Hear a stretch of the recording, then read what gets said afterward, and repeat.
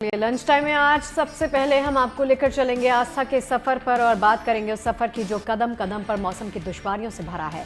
हम बात कर रहे हैं सिखों के पवित्र तीर्थ हेमकुंड साहिब की, जहां इन दिनों आस्था का नया कीर्तिमान बन रहा है। इस साल अब तक 2,73,000 से ज्यादा श्रद्धालु हेमकुंड साहिब गुरुद्वारा में मत्था टेक चुके हैं, जबकि इस यात्रा के खत्म होने में अभी 1 महीने से ज्यादा का वक्त ही बचा है। तो 23 मई से शुरू हुई हेमकुंड साहिब की यात्रा 10 अक्टूबर तक चलेगी। हेमकुंड साहिब समुद्र तल से करीब 15,000 फीट की ऊंचाई पर मौजूद है, लिहाजा हेमकुंड साहिब की यात्रा को इसके अत्यधिक कठिन भौगोलिक परिवेश, अत्यधिक ऊंचाई और कठिन मौसम के कारण सबसे चुनौतीपूर्ण धार्मिक यात्राओं में से एक माना जाता है। और देखिए, इस यात्रा के बारे में आपको बताएं तो यात्रा के दौरान श्रद्धालुओं को 19 किलोमीटर की पैदल यात्रा करनी पड़ती है। इस दौरान ठंडा बर्फीला मौसम उनका कड़ा इम्तिहान लेता है, लेकिन हर चुनौती पर श्रद्धालुओं की आस्था भारी पड़ती है। ये रिकॉर्ड दर्शन इसी अनंत आस्था का सबूत माना गया है।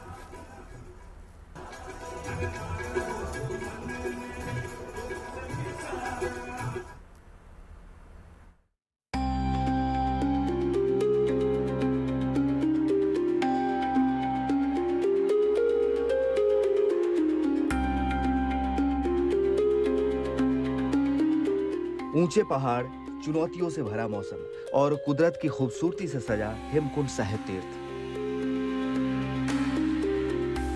हिमालय की चोटियों में करीब 15,000 फीट की ऊंचाई पर सिखों के इस पवित्र गुरुद्वारे में इन दिनों आस्था उमड़ रही है।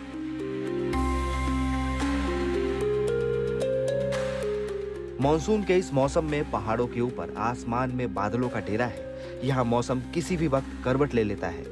अचानक बारिश शुरू हो जाती है और फिर कुछ ही देर बाद मौसम खुल भी जाता है। रुक रुक कर हो रही बारिश से हेमकुंड साहिब में पारा भी लुढ़कने लगा है। लेकिन मौसम की इन तमाम चुनौतियों के बावजूद इस पवित्र तीर्थ में श्रद्धालुओं का उत्साह बरकरार है।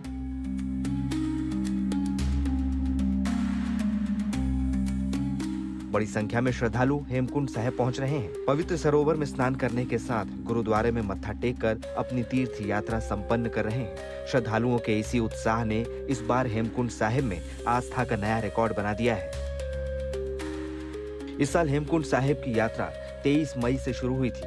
अभी तक 2,73,000 से ज्यादा श्रद्धालु यहाँ मत्था टेक चुके हैं। गुरुद्वारा श्री हेमकुंड साहिब प्रबंधन श्रद्धालुओं की सुविधाओं का पूरा ख्याल रख रहा है। गुरुद्वारे में लगातार चल रहे लंगर में गर्म भोजन की व्यवस्था की गई है। तीर्थ यात्रियों की मदद के लिए मेडिकल टीमें भी तैनात की गई हैं। गुरुद्वारे तक पहुंचने के रास्ते में कोई बाधा न आए, इसके लिए प्रशासन और एजेंसियां भी मुस्तैद है। बहुत बढ़िया लगा यहाँ आके। हम मुंबई से आए हैं और ये ट्रैक वगैरह तो बहुत बढ़िया बनाया हुआ है। रास्ता पूरा कोई दिक्कत नहीं आई हमको इतनी दूर आते आते, और ऊपर आके तो ये नज़ारा कमाल है। और यहाँ सब लोग इतनी मेहनत भी कर रहे हैं, इतनी ऊंचाई पे आके इतनी मेहनत कर रहे हैं, अच्छा लग रहा है बहुत। हेमकुंड साहिब तीर्थ सिखों के 10वें गुरु श्री गोविंद सिंह जी को समर्पित है। इस तीर्थ स्थल के साथ करोड़ों श्रद्धालुओं की अनंत आस्था जुड़ी है। यहाँ पहुँचने के लिए श्रद्धालुओं को करीब 19 किलोमीटर की कठिन पैदल यात्रा करनी पड़ती है। इस साल हेमकुंड साहिब की यात्रा शुरू होने के बाद से चमोली में मौसम कई बार करवट ले चुका है। यात्रा शुरू होते समय जमकर बर्फबारी हो रही थी और अब लगातार हो रही बारिश रोज नई चुनौतियां पेश कर रही है। ऊंचे पहाड़ों पर होने की वजह से इस तीर्थ स्थल पर कई बार लोगों को ऑक्सीजन की कमी से भी परेशानी होती है। लेकिन इन तमाम मुश्किलों के बावजूद हेमकुंड साहिब पहुँचने वाले श्रद्धालुओं के उत्साह में कोई कमी नहीं आई है। चमोली से कमल नयन सिलोड़ी के साथ bureau report, good news today. Hemkund Sahib Uttarakhand के चमोली में दुनिया का सबसे ऊंचाई पर स्थित गुरुद्वारा है। करीब 15,000 फीट की ऊंचाई पर स्थित इस गुरुद्वारे में हर साल बड़ी संख्या में श्रद्धालु दर्शन के लिए आते हैं। तीर्थ यात्रियों की आस्था मौसम की दुश्वारियों पर भारी पड़ती है। चलिए आपको बताते हैं हेमकुंड साहिब की यात्रा कैसे चुनौतियों से भरी है। यात्रा के दौरान तीर्थ यात्रियों को किस तरह की मुश्किलातों का सामना करना पड़ता है, देखिए खास रिपोर्ट।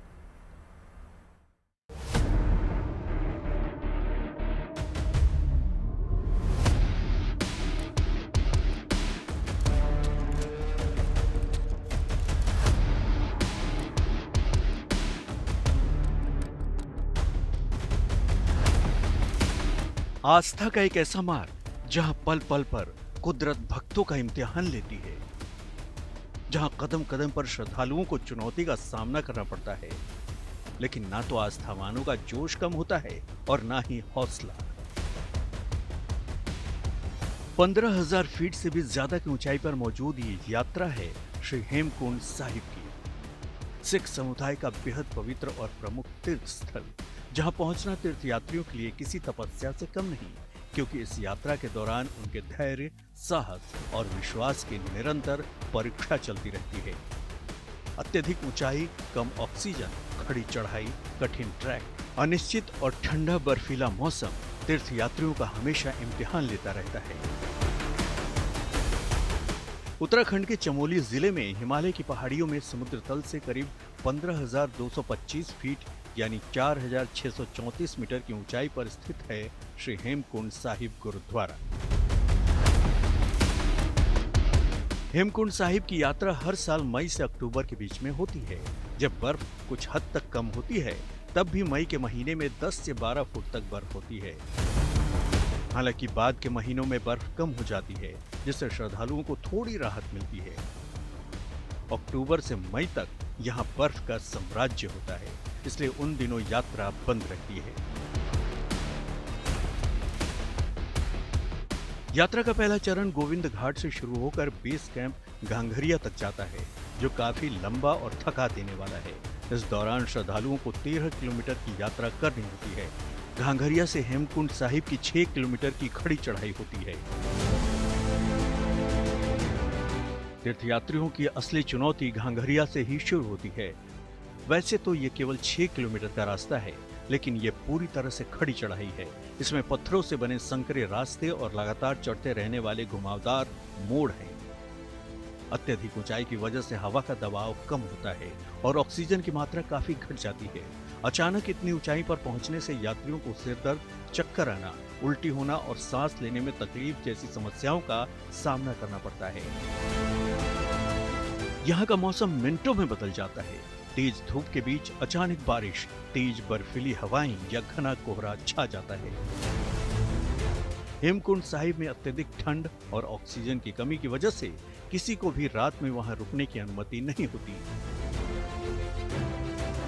सभी यात्रियों को एक ही दिन में दर्शन करके वापस नीचे घांघरिया बेस कैंप लौटना पड़ता है।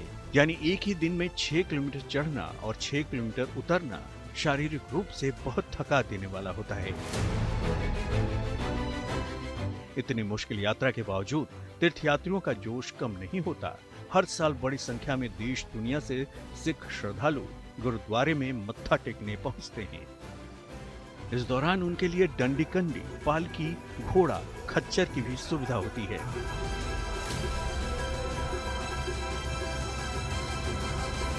Bureau report, good news today.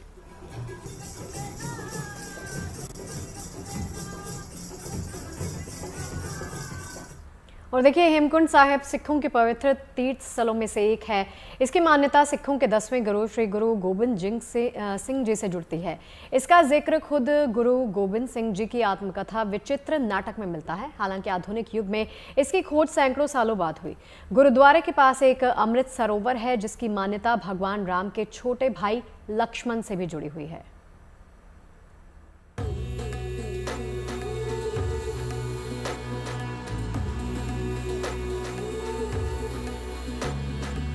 खराब हो रहा है, धीरे धीरे। श्री हेमकुंड साहिब की यात्रा जितनी कठिन और मुश्किल भरी है, उतनी ही आस्थावानों से भरी है। रिकॉर्ड संख्या में पहुंच रहे श्रद्धालुओं का जोश इस मुश्किल को मानो आसान बना रहा है। श्री हेमकुंड साहिब को देवभूमि उत्तराखंड का 5वां धाम कहा जाता है। इसकी मान्यता सिखों के 10वें गुरु श्री गुरु गोविंद सिंह जी के पूर्व जन्म के तप और इस पवित्र स्थान की खोज से जुड़ी है। सिख धर्म में ऐसी मान्यता है कि सिखों के 10वें गुरु श्री गुरु गोबिंद सिंह ने अपने पिछले जन्म में कई वर्षों तक इसी जगह महाकाल की तपस्या की थी। गुरु गोबिंद सिंह जी ने अपनी आत्मकथा विचित्र नाटक में इस जगह को लेकर अपने अनुभवों के बारे में भी लिखा है, जिसके बाद 2 सदियों से ज्यादा समय तक गुमनामी में रही ये जगह अपने अस्तित्व में आई थी। जिस जगह पर गुरु गोविंद सिंह जी ने ध्यान लगाया था वहीं ये गुरुद्वारा बना हुआ है। गुरु गोविंद सिंह जी ने अपनी आत्मकथा में इस जगह की भौगोलिक पहचान बताते हुए लिखा, हेमकुंड पर्वत है जहाँ, सपत श्रृंग शोभित है तहाँ। इसका अर्थ है कि वो स्थान हेमकुंड पर्वत है जो 7 बर्फ से ढकी चोटियों से घिरा हुआ है। इसी संकेत के आधार पर भविष्य में इस पवित्र स्थान को ढूंढा गया। यहाँ पास में ही भगवान राम के छोटे भाई लक्ष्मण को समर्पित एक मंदिर भी है। कहा जाता है कि सबसे पहले गुरु गोविंद सिंह जी इस मंदिर में पूजा करने के लिए यहाँ आए थे। ये स्थान हिमालय की अत्यधिक ऊंचाई पर छिपा हुआ था, इसलिए सदियों तक किसी को इसके सटीक स्थान की जानकारी नहीं मिली थी। इससे पहले 19वीं सदी के अंत में सिख विद्वान भाई संतोख सिंह ने इस स्थान की खोज शुरू की। इसके बाद भारतीय सेना के सेवानिवृत्त सूबेदार और परम भक्त संत सोहन सिंह जी ने इस स्थान को ढूंढने का संकल्प लिया। खोज करते हुए वो लोकपाल झील के पास पहुँचे, जिसे स्थानीय लोग लक्ष्मण मंदिर के कारण पूजते थे। जब उन्होंने देखा कि ये झील हूबहू 7 पहाड़ियों से घिरी है, तो उन्हें यकीन हो चला कि यही गुरु महाराज की तप स्थली है। उन्होंने बाबा मोदन सिंह जी के साथ मिलकर इस स्थान की प्रामाणिकता की पुष्टि की। 1937 में यहाँ पहली बार श्री गुरु ग्रंथ साहिब का प्रकाश किया गया और एक छोटे से गुरुद्वारे का निर्माण शुरू हुआ, जो एक भव्य और विशाल गुरुद्वारे का रूप अब ले चुका है। गुरुद्वारे के साथ ही पवित्र सरोवर है, जिसे अमृत सरोवर या हिम सरोवर भी कहा जाता है। गुरुद्वारे में माथा टेकने से पहले सिख श्रद्धालु बर्फ से भी ठंडे इस पवित्र सरोवर में नहाते हैं। हेमकुंड साहिब गुरुद्वारे की तरह ये पवित्र सरोवर भी साल में करीब 7 महीने तक बर्फ से ही ढका होता है। Bureau report, good news today.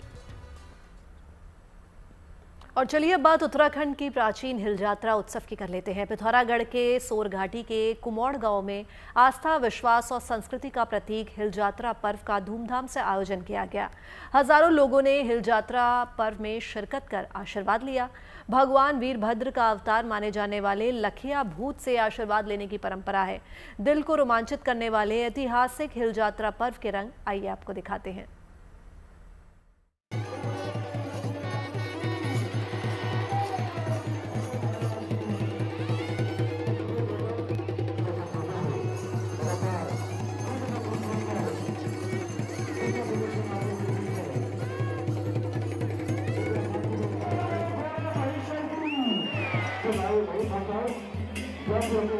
Uttarakhand की आस्था, विश्वास और समृद्ध सांस्कृतिक विरासत का प्रतीक है हिल यात्रा उत्सव। अलग अलग तरह के मुखौटों से सजा सोर घाटी। सोर घाटी की ऐतिहासिक कुमौड़ हिल यात्रा का आयोजन आस्था, उत्साह और लोक संस्कृति के रंगों के बीच हुआ है। कुमौड़ के मैदान में जब लखिया भूत को उसके मंदिर से जंजीरों से बांधकर लाया गया, तो हजारों लोग उस पल के गवाह बने। ये परंपरा ही हिल यात्रा की सबसे खास पहचान भी है।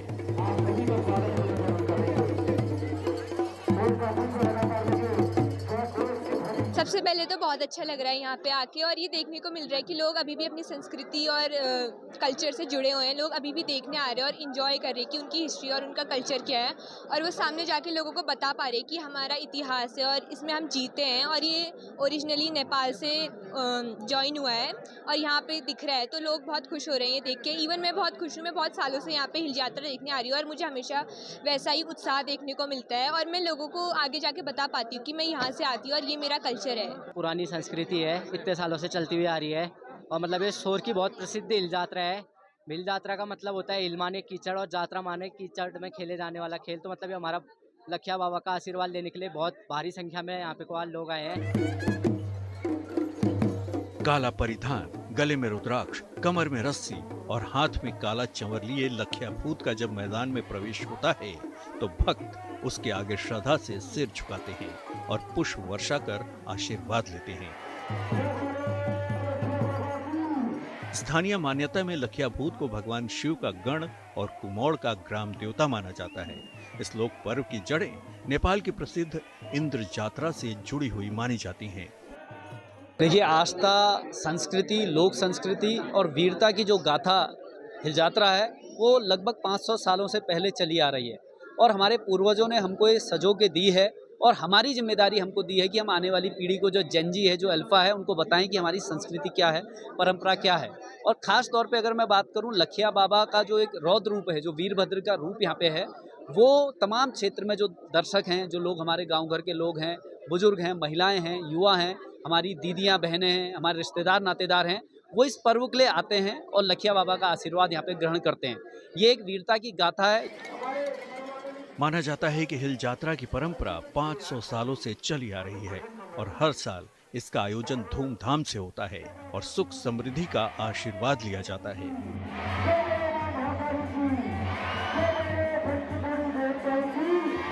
इसका 500 साल पुराना इतिहास है। ये हमारे पूर्वजों के द्वारा नेपाल में एक इंद्र जात्रा नाम से उत्सव चलता था। वहाँ पे जब तीर्थाटन के लिए गए थे तो वहाँ पे राजा की शर्तानुसार एक भैंसी की बलि दी गई थी और उस भैंसी की बलि के बाद प्रसन्न होकर नेपाल के नरेश के द्वारा हमें ये जो मुखौटे हैं, इन मुखौटों को उपहार स्वरूप हमें यहाँ पे दिया गया था और लगातार 500 सालों से इस हिल यात्रा का यहाँ पे अनवरत यहाँ पे आयोजन किया जाता है और भारी मात्रा में श्रद्धालु दूर दूर से यहाँ पर भगवान लखिया के दर्शन करने के लिए आते हैं और सुख समृद्धि की कामना करते हैं। हिल यात्रा की दूसरी सबसे बड़ी खासियत यह है कि इसमें पहाड़ का पारंपरिक जीवन किसी मंच या पर्दे पर नहीं बल्कि खुले मैदान में जीवंत किया जाता है। अलग अलग मुखौटे और पारंपरिक वेशभूषा में कलाकार खेती, पशुपालन और ग्रामीण जीवन के रंगों को प्रस्तुत करते हैं। कहीं बैलों के जरिए खेत में होने वाले काम दिखाए जाते हैं तो कहीं धान की रोपाई और ग्रामीण महिलाओं के कामकाज का चित्रण होता है। हिरन, चीतल जैसे पात्र पहाड़ के जंगल और प्रकृति से इंसान के पुराने रिश्ते को सामने लाते हैं। यही नहीं, गलिया बैल, छोटी हॉल, नेपाली हॉल, बड़ी हॉल, हिरन और चीतल जैसे पात्र आयोजन के प्रमुख आकर्षण रहते हैं। ढोल, नगाड़े, हुड़के और मंजीरे की धुन इन प्रस्तुतियों में जान डाल देती है। हल खेती का प्रमुख औजार है और यात्रा का संबंध उत्सव से है।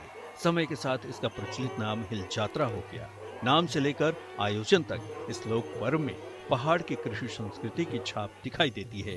पिथौरागढ़ से Rakesh Pant, good news today. चलिए जम्मू कश्मीर की तस्वीरें आपको दिखाते हैं। बूढ़ा अमरनाथ यात्रा पूरे उत्साह उमंग के साथ जारी है। यात्रा अब अपने अंतिम पड़ाव में पहुंच चुकी है, लेकिन श्रद्धालुओं का जोश और आस्था लगातार बरकरार है। जहां पुंछ में श्रद्धालुओं का भव्य स्वागत किया गया, वहीं श्रद्धालुओं की सुविधा के लिए प्रशासन और स्थानीय लोगों की ओर से शानदार इंतजाम किए गए हैं। यात्रियों के ठहरने से लेकर खाने पीने तक की पूरी व्यवस्था कर दी गई है। बूढ़ा अमरनाथ यात्रा के अंतिम पड़ाव में पहुंचने के साथ श्रद्धालुओं की संख्या लगातार बढ़ती जा रही है और पूरा इलाका भोले की भक्ति में सराबोर नजर आ रहा है।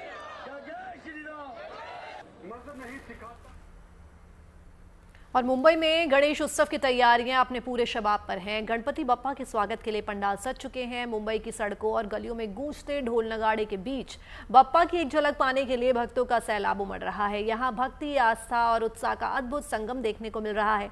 ढोल नगाड़ों की धुन के साथ मंगल मूर्ति की भव्य सवारियां पंडाल की ओर बढ़ चली हैं। देखिए खास रिपोर्ट।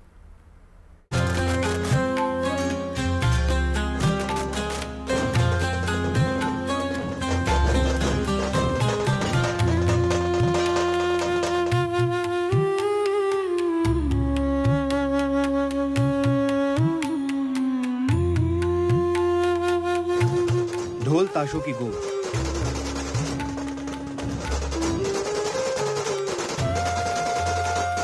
नगाड़ों की आवाज,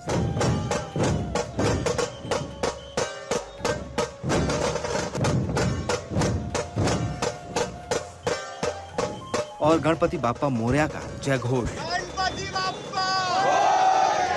आजकल मुंबई की सड़कों पर भक्ति का ऐसा ही नजारा है।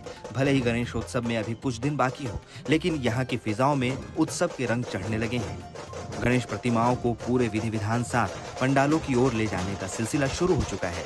इस दौरान भक्तों का उत्साह देखते ही बन रहा है। बच्चे हो या बुजुर्ग, महिलाएं हो या युवा, हर कोई गजानंद के स्वागत में नतमस्तक है। और हो भी क्यों ना, आखिर साल भर के इंतजार के बाद तब कहीं ये पावन मौका आता है जब भक्त अपने आराध्य से मन की मुराद कहेंगे। किसी के हाथ में भगवा ध्वज है तो कोई ढोल की थाप पर झूम रहा है। मुंबई की पहचान बन चुका गणेश उत्सव सिर्फ धार्मिक आस्था का पर्व नहीं, बल्कि ये शहर की एकजुटता, संस्कृति और सामुदायिक उत्साह की भी सुनहरी तस्वीर पेश करता है। सालों से चली आ रही इसी परंपरा की कड़ी में भक्त और उल्लास के साथ काल चौकी के राजा की भव्य सवारी भी पंडाल की ओर निकली। भव्यता ऐसी कि नजरें ठहर जाए। गजानंद की मनमोहक प्रतिमा, चेहरे पर दिव्य तेज, सिर पर सजा भव्य मुकुट और आभूषणों की चमक। बाप्पा के इस अलौकिक स्वरूप के दर्शन के लिए भक्तों की निगाहें बस अपने आराध्य पर टिकी है। किसी के हाथ प्रार्थना की मुद्रा में जुड़ गए तो कोई बाप्पा के दिव्य दर्शन को मोबाइल कैमरे में कैद करने को आतुर दिखा।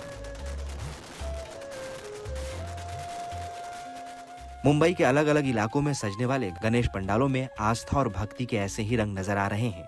बात कहें कामराज नगरचा महाराज के स्वागत के लिए उमड़े भक्तों के चेहरों की खुशी देखते ही बन रही थी। मतलब जैसा विसर्जन होता है, विसर्जन होने के 2 महीने बाद ही हमारा फिर से तैयारी चालू हो जाता है कि गणपति का क्या क्या प्लानिंग है, मीटिंग्स वगैरह ये है। और गणपति बप्पा हमारे मेहमान नहीं है, वो हमारे ही है, हमारे बीच के ही है। हम सब में गणपति बप्पा है और हम हमेशा गणपति बप्पा को बहुत प्राथमिकता दिया हम लोगों ने। हमारे मंडल को आज 23 साल हो गए। 23 साल हो गए, इसीलिए हम लोग 23 तारीख को आगमन रखे हैं सर। मतलब 23 साल हो गए और ये आगमन का डे 23, वो हिसाब से हम लोग ने रखा था। बाप्पा के आगमन के साथ ही मुंबई की रफ्तार में भक्ति का रंग घुल जाता है।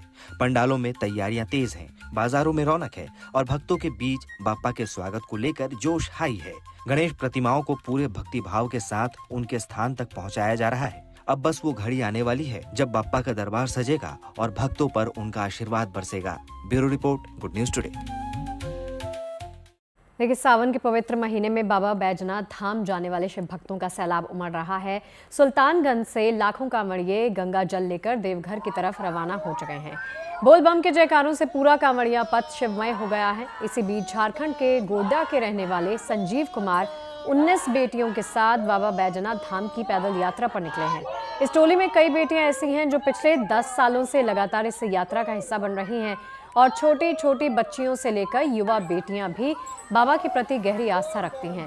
संजीव पिछले 40 सालों से लगातार सुल्तानगंज से गंगा जल लेकर बाबा धाम पहुंचते हैं और बाबा भोलेनाथ का जलाभिषेक करते हैं। 105 किलोमीटर की कठिन यात्रा और तपती धूप के बावजूद बेटियों के चेहरे पर थकान नहीं बल्कि महादेव की भक्ति नजर आती है। आज मंगलवार है और सावन मास के मंगलवार का विशेष महत्व होता है। आज इस साल का चौथा और अंतिम मंगला गौरी व्रत है। बिहार के गया जी में स्थित मां मंगला गौरी मंदिर आस्था का एक बड़ा केंद्र है, जहां सावन में विशेषकर हर मंगलवार को श्रद्धालुओं का हुजूम उमड़ता है। मां मंगला गौरी की महिमा के बारे में जानने के लिए देखिए हमारी एक खास रिपोर्ट।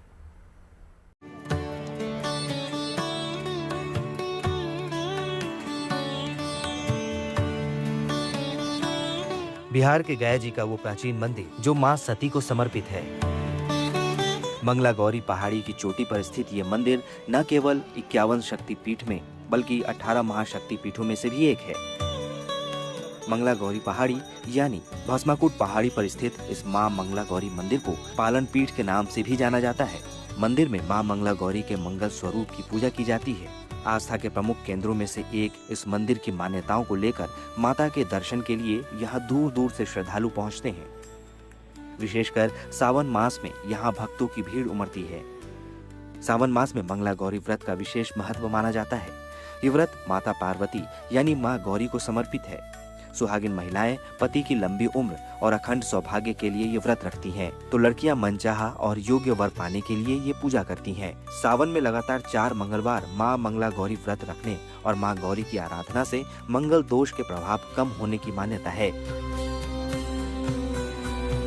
इसीलिए इस मंदिर में सावन मास में हर मंगलवार को पूजा अर्चना के लिए श्रद्धालुओं का तांता लगा रहता है। मान्यता है कि यहाँ माता की आराधना से मंगल ग्रह से जुड़ी परेशानियों से जूझ रहे लोगों को लाभ मिलता है। कि इस स्वरूप में जगदम्बा अत्यंत मंगलकारी स्वरूप धारण करती हैं, जो कि शक्तिपीठ यहाँ मां मंगला गौरी उनके मंगल स्वरूप की पूजा की जाती है। इस पावन घड़ी में श्रावण मास के इस विशेष मंगलवार में माता की आराधना प्रारंभ होती है, चूँकि यह मास चातुर्मास वर्ण की व्यवस्था के अंतर्गत ये मंगलकारी माह से प्रारंभ होता है और इसी दौरान शिव शक्ति दोनों एक शक्ति के समान हैं। तो प्रथम मंगलवार से लेकर अंतिम मंगलवार यानी 4 मंगलवार तक माँ भगवती के मंगला गौरी व्रत की वर्णन कई पुराणों में मिलती है। विवाह की इच्छा रखने वाले युवक और युवतियां भी मां मंगला गौरी मंदिर में बड़ी संख्या में पहुंचते हैं। मान्यता है कि जिन लोगों के विवाह में बार बार बाधा आती है या विवाह देरी से होती है, उन्हें यहाँ पूजा करने से लाभ मिलता है। इसके अलावा आर्थिक समस्या, क्रोध और मानसिक तनाव जैसी समस्याओं से राहत मिलने की भी मान्यता है। मंगल हमारे जीवन के लिए अत्यंत प्रभावशाली और बड़ा ही महत्वपूर्ण ग्रह है, जिनकी आराधना श्रेष्ठ है उनके इष्ट देवी यानी माता मंगला आदि जगदम्बा की पूजा करने से और इस विशेष व्रत से अत्यंत प्रभावशाली परिवर्तन हमारे जीवन में पड़ता है। विशेष रूप से इनकी साधना से विवाह की समस्या दूर होती है, आर्थिक लाभ होता है, मन शांति होता है और क्रोध पर नियंत्रण होता है। इस मंदिर के गर्भगृह में अखंड ज्योति लगातार जलती रहती है। मान्यता के अनुसार ये अखंड ज्योति करीब 6000 वर्ष से जल रही है। इस अखंड ज्योति का भी विशेष महत्व है। अग्नि को शुद्धि और ऊर्जा को प्रतीक माना जाता है। हिंदू धार्मिक परंपरा में भी अग्नि को प्रथम गुरु और देव स्वरूप माना गया है। इसी आस्था के साथ श्रद्धालु अखंड ज्योति के दर्शन कर मां मंगला गौरी से सुख, शांति और मंगलमय जीवन की कामना करते हैं। गया जी से पंकज कुमार के साथ bureau report, good news today. बात कर लेते हैं बाबा बागेश्वर की। बाबा बागेश्वर यानी पंडित धीरेन्द्र कृष्ण शास्त्री इन दिनों जापान यात्रा पर हैं। टोक्यो में कथा के बाद बाबा बागेश्वर ने जापान की मशहूर बुलेट ट्रेन का सफर किया। टोक्यो से ओसाका तक का ये सफर बाबा के लिए बेहद खास अनुभव वाला रहा। जापान की रफ्तार और आधुनिक तकनीक के बीच बाबा बागेश्वर का ये आध्यात्मिक अंदाज खूब चर्चा में है।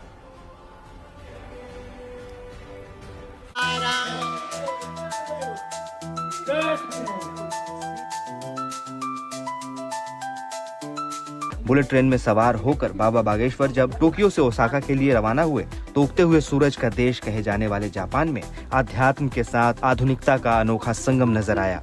बुलेट ट्रेन स्टेशन पर पहुंचती है, रफ्तार पकड़ती है और कुछ ही पलों में प्लेटफॉर्म पीछे छूट जाता है। टोक्यो से ओसाका के का अनुभव, यहाँ के लोग, यहाँ की सिंपलिसिटी, यहाँ की लाइफ स्टाइल, यहाँ का इंफ्रास्ट्रक्चर सब कुछ अच्छा था और सारे जहां से अच्छा हिंदुस्तान हमारा। कुछ लोग हमसे कह रहे हैं भारत छोड़ के विदेशों में प्रचार कर रहे हो सनातन का। सब जगह जरूरी है भैया, इन लोगों को भी तो अपनी तरफ खींचना है।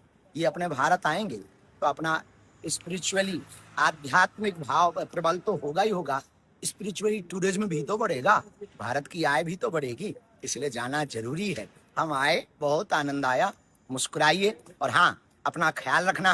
हम बहुत अच्छे हैं यहाँ, भूकंप चला गया। जापान ने जिस तरह तकनीक को अपनी रोजमर्रा की जिंदगी का हिस्सा बनाया है वो वाकई काबिले तारीफ है। पल भर में हवा से बातें करती हाई स्पीड ट्रेन में बाबा के सफर की तस्वीर आध्यात्म और आधुनिकता को एक ही कैनवस में संजोए हुए है। जापान की धरती पर एक ओर सनातन के संदेश की गूंज है तो दूसरी तरफ तकनीक और कौशल का बेजोड़ नमूना। कथा के मंच से बुलेट ट्रेन तक बाबा बागेश्वर की यात्रा में एक अलग ही रंग नजर आया। Bureau report, good news today. चलिए कुछ और तस्वीरें इसी यात्रा से जुड़ी हुई आपको दिखाते हैं। जापान पहुंचने पर बाबा बागेश्वर ने बुलेट ट्रेन में भी सफर किया। बुलेट ट्रेन में सवार होकर बाबा बागेश्वर टोक्यो से ओसाका के लिए रवाना हुए। उगते हुए सूरज का देश कहे जाने वाले जापान में आध्यात्म और आधुनिकता का अनोखा संगम देखने को मिला। टोक्यो से ओसाका के बीच इस सफर में एक तरफ जापान की तेज रफ्तार जिंदगी तो दूसरी तरफ भारतीय संत का सादगी भरा अंदाज सबको भागा।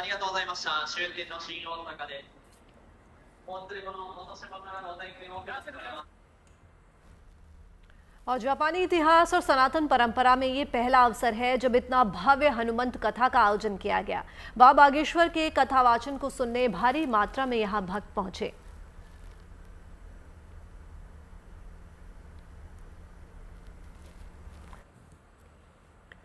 तो देखिए, जापान में सनातन संस्कृति और भारतीय परंपराओं की खूबसूरत तस्वीर यहाँ देखने को मिली। टोक्यो और ओसाका में आयोजित सनातन संगम कार्यक्रम में उन्होंने हिस्सा लिया, जहाँ प्रवासी भारतीय परिवारों ने उनका गर्मजोशी से स्वागत किया। खास बात ये रही कि छोटी छोटी बच्चियों ने बाबा बागेश्वर को राखियाँ बांधी और उनका आशीर्वाद लिया। राखी के इस पवित्र मौके पर भारत से हजारों किलोमीटर दूर जापान की धरती पर भाई बहन के स्नेह और भारतीय संस्कारों की झलक दिखाई दी। बच्चियों के इस प्रेम और अपनेपन ने माहौल को भावुक कर दिया। वहीं बाबा बागेश्वर ने सभी बच्चियों को आशीर्वाद दिया। विदेश में भारतीय संस्कृति, सनातन परंपरा और संस्कारों का ये संगम लोगों के बीच आकर्षण का केंद्र बन गया।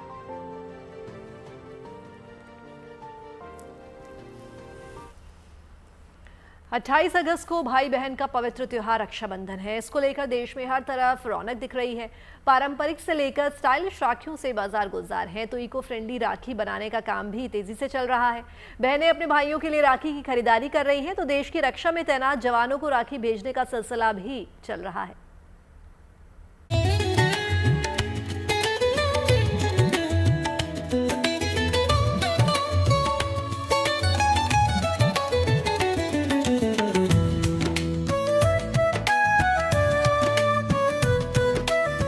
भाई बहन के रिश्ते का त्योहार और बाजार में एक से बढ़कर एक राखियों की भरमार।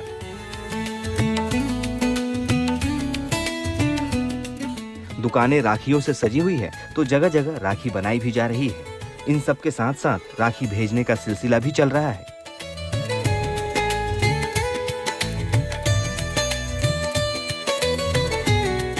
रक्षाबंधन के पावन पर्व को लेकर बाजारों की रौनक बढ़ी हुई है। रंग बिरंगी राखियों से सजी दुकानें बहनों को अपनी ओर खूब आकर्षित कर रही हैं।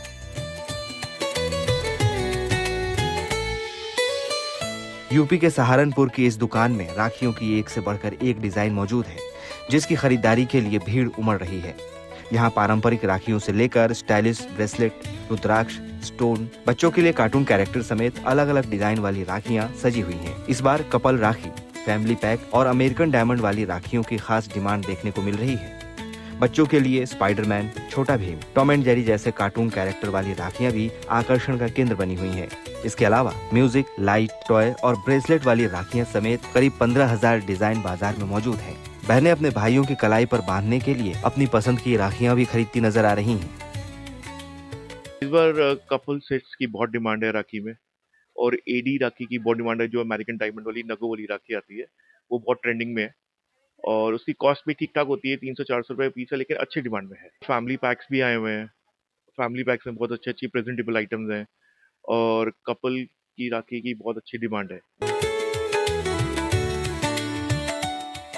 अमेरिकन डायमंड और नाग वाली राखी खूब पसंद की जा रही है, जिनकी कीमत 300 रुपए से 400 रुपए के करीब है। बाकी बाजार में 10 रुपए से शुरू होकर 800 रुपए की कीमत वाली राखियां भी मिल रही हैं। इसके अलावा जगह जगह अलग अलग तरह की राखियां बनाई जा रही हैं।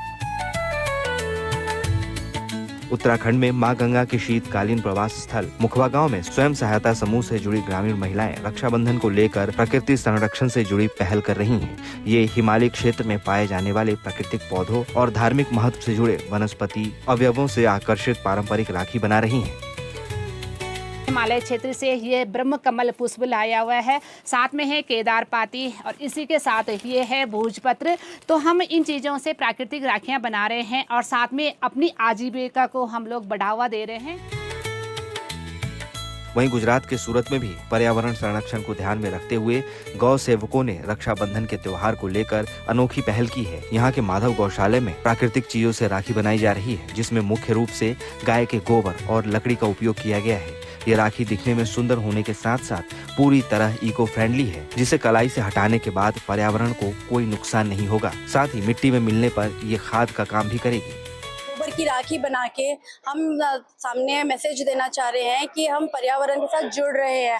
आप फैंसी राखी बनाते हो, आप पहनते हो, ये हमारे लिए बहुत हानिकारक भी है।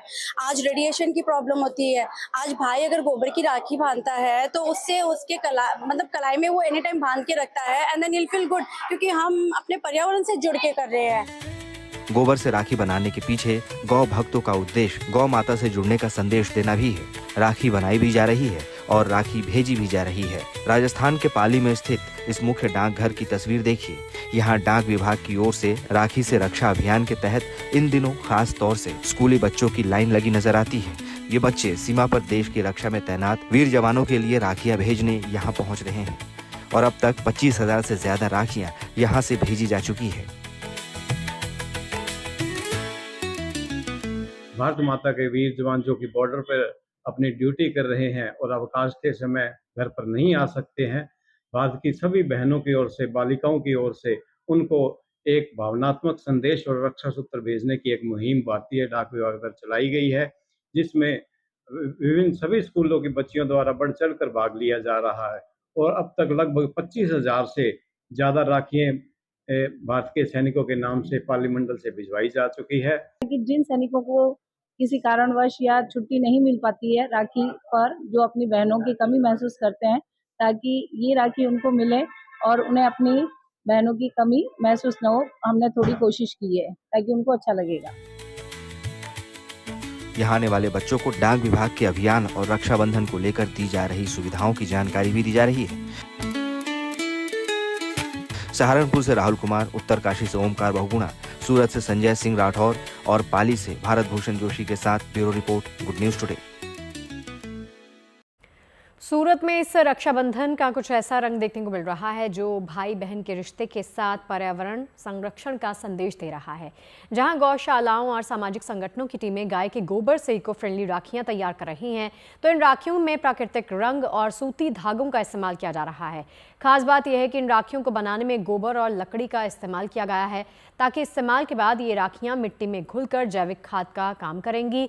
सूरत की ये पहल त्योहार को पर्यावरण से जोड़ने की एक अनोखी कोशिश के रूप में देखी जा रही है। और यहाँ रुक रहे एक छोटे से ब्रेक के लिए, लेकिन ब्रेक के बाद भी खबरें लगातार जारी हैं।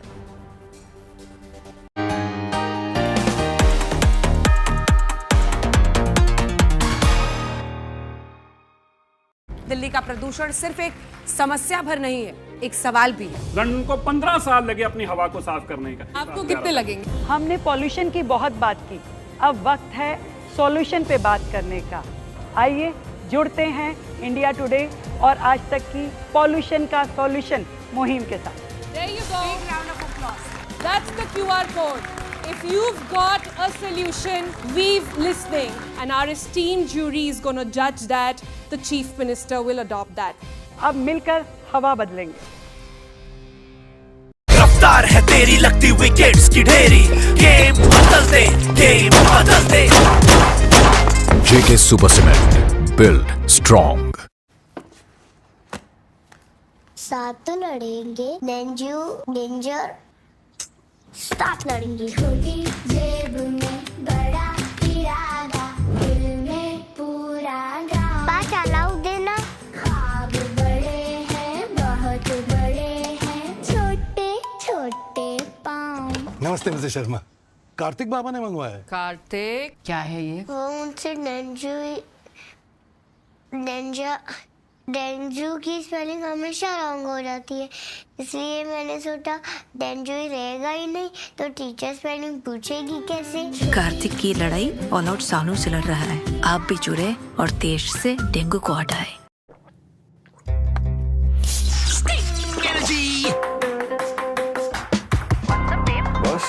बस एनर्जी का बस एक गेम, स्टिंग।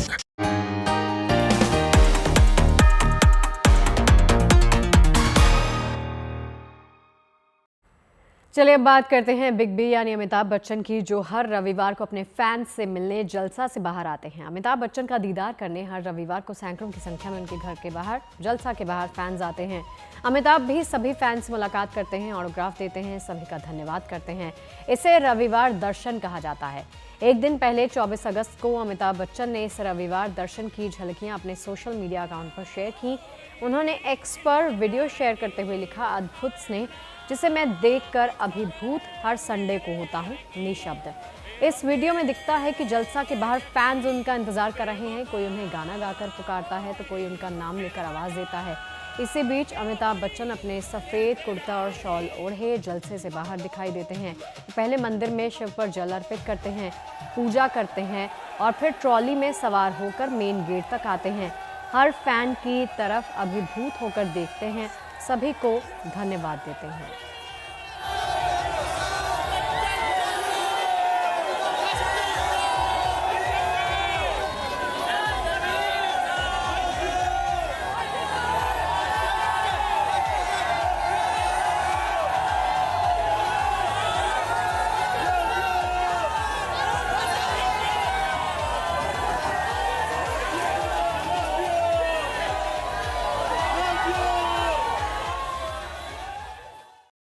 आमतौर पर फैशन शो का नाम सुनते ही जहन में खूबसूरत मॉडल्स और रैंप वॉक की तस्वीर सामने आती है, लेकिन नागपुर में हुए एक अनोखे फैशन शो ने इस सोच को ही बदल कर रख दिया। यहाँ रैंप पर मॉडल्स नहीं बल्कि 65 से 80 साल की उम्र के सीनियर सिटीजन्स ने अपना जलवा बिखेरा।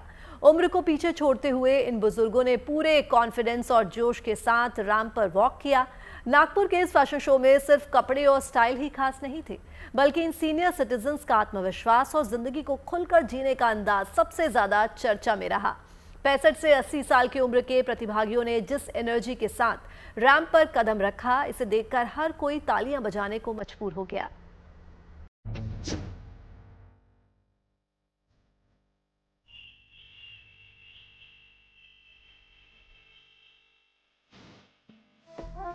आमतौर पर रैंप पर मॉडल्स की कैटवॉक आपने खूब देखी होगी, लेकिन नागपुर में जब रैंप पर ये चेहरे उतरे तो नजारा ही कुछ अलग था। किसी की चाल में ठहराव था तो किसी के अंदाज में गजब की शरारत। किसी ने अपने जमाने का स्टाइल लेकर रैंप पर एंट्री मारी तो किसी ने ओल्ड फैशन से न्यू फैशन का दामन थाम लिया। 65 से 80 साल की उम्र, लेकिन जोश ऐसा कि अच्छे मॉडल्स को मात दे दें। तो किसी ने रेट्रो लुक के साथ पुराने दौर की यादें ताजा कर दी, और कुछ ऐसे भी थे जिन्होंने स्टाइलिश और फंकी अंदाज में बता दिया कि फैशन की कोई उम्र नहीं होती। ये रैंप में आने के बाद हमें बहुत अच्छा महसूस हुआ, जैसा लगा कि हम बचपन में आ गए हैं। यहाँ आने के बाद हम बहुत ही खुश रहे, जैसी प्रेरणा मिली हम लोगों को स्टूडियो के पैकिंग से, तो हमने तुरंत सोच लिया कि हम यहाँ पे आएंगे और अपना परफॉर्मेंस, अपना एज भूल के सब अच्छे से काम करेंगे। हम लोग यहाँ पे बुढ़ापे में जवानी हमारे अंदर आ गई है और बड़ा ही आनंद आ रहा है, और सभी एक से बढ़ के एक पार्टिसिपेंट है। नागपुर में हुए second innings senior citizen fashion show में जैसे ही ये सीनियर सिटीजन्स रैंप पर पहुंचे, तालियों की गड़गड़ाहट से पूरा हॉल गूंज उठा।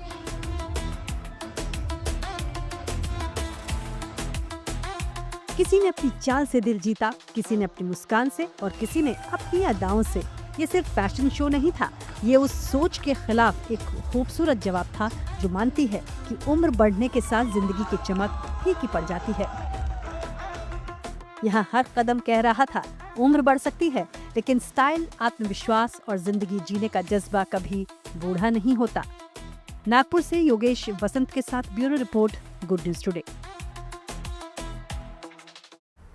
देश के कई राज्यों में इन दिनों बेतहाशा बारिश हो रही है। लगातार बारिश से नदियां उफान पर हैं और कुछ जगहों पर ये बारिश मुसीबत का सबब भी बन रही है। छत्तीसगढ़ में लगातार बारिश की वजह से कुछ लोग पानी के तेज बहाव में फंस गए।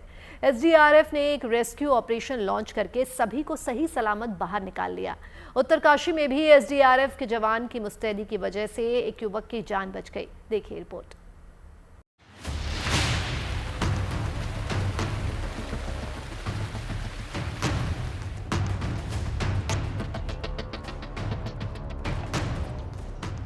आसमान से जब आफत की बारिश हुई तो इस मुश्किल घड़ी में एसडीआरएफ के जवान देवदूत बनकर आए। छत्तीसगढ़ के तमाम इलाके इन दिनों भारी बारिश की मार झेल रहे हैं। लगातार बारिश से नदियां उफान पर हैं। रायगढ़ और गाड़ियाबंद में सड़कों पर पानी भर गया है। गांव और कस्बों समेत शहरों के भी कुछ रिहायशी इलाकों में पानी दाखिल हो चुका है। गाड़ियाबंद में हालात बाढ़ जैसे हैं। गाड़ियाबंद जिले के देवभोग में बारिश की ये चुनौती 4 लोगों के लिए मुसीबत का सबब बन गई। पिछले 2 दिनों से इस इलाके में लगातार बारिश हो रही है। बेतहाशा बारिश से तेल नदी का जलस्तर अचानक बढ़ गया। पानी में तेज बहाव की वजह से टिकरापारा नाला में 4 लोग बाढ़ के पानी के बीच फंस गए। आसपास के लोगों ने इसकी खबर पुलिस और एसडीआरएफ को दी तो एसडीआरएफ ने फौरन रेस्क्यू मिशन लॉन्च कर दिया। शाम ढलने की वजह से ये रेस्क्यू ऑपरेशन थोड़ा मुश्किल भी हो गया। सबसे पहले एसडीआरएफ का एक जवान एक रस्सी के सहारे पानी में फंसे 4 लोगों तक पहुंचा। इसके बाद एक एक करके सभी लोगों को रस्सी की मदद से पानी से बाहर निकाल लिया गया। जिन्हें खुद इस पानी से निकलने में दिक्कत हुई, उन्हें एसडीआरएफ के जवान ने पीठ पर बैठाकर सुरक्षित जगह तक पहुंचा दिया। देश के तमाम हिस्सों में इन दिनों बादल जमकर बरस रहे हैं। मैदानों के साथ साथ पहाड़ों में भी मानसून अपने तेवर दिखा रहा है। उत्तरकाशी में भी बारिश की वजह से नदियां उफान पर हैं। कुछ इलाकों में नदियों का तेज बहाव चुनौती बनकर सामने आ रहा है। उत्तरकाशी के खदारी में पानी के तेज बहाव की वजह से एक युवक की जान खतरे में पड़ गई। इस युवक को बचाने के लिए एसडीआरएफ की टीम ने मोर्चा संभाला। खबर मिलने के बाद एसडीआरएफ की टीम कुछ ही मिनटों में मौके पर पहुंची और रेस्क्यू ऑपरेशन शुरू कर दिया। एसडीआरएफ का एक जवान रस्सी की मदद से युवक तक पहुंचा और उसी रस्सी के सहारे उस युवक को सुरक्षित जगह तक पहुंचा दिया। रेस्क्यू के बाद युवक को उसके परिवार तक पहुंचा दिया गया। बारिश के इस मौसम में कई बार नदियों का तेज बहाव लोगों के सामने चुनौती बनकर सामने आ रहा है, लेकिन एसडीआरएफ के जवानों ने अपनी मुस्तैदी से साफ कर दिया है कि अगर तैयारी पूरी हो तो किसी भी चुनौती का सामना करना मुश्किल नहीं होता। रायगढ़ से नरेश शर्मा के साथ bureau report, good news today. Odisha की तस्वीरें देख लीजिए। यहाँ के जाजपुर में बीती रात मूसलाधार बारिश के बाद पानी के तेज बहाव की चपेट में एक कार आ गई। पानी का बहाव इतना तेज था कि कार एक जगह से बहती हुई दूसरी जगह पहुंच गई। गनीमत ये रही कि उस दौरान कार में कोई सवार नहीं था, लिहाजा किसी तरह के जानमाल का नुकसान तो नहीं हुआ। लोगों ने सूचना फायर सर्विस स्टेशन को दी। मौके पर पहुंची फायर सर्विस की टीम ने स्थानीय लोगों की मदद से कार को सुरक्षित पानी से बाहर निकाल लिया। और इसी के साथ लंच टाइम में आज के लिए बस इतना ही। और चलिए हम दोनों को इजाजत दीजिए। अच्छी और पॉजिटिव खबरें जारी हैं, आप देखते रहिए गुड न्यूज टुडे।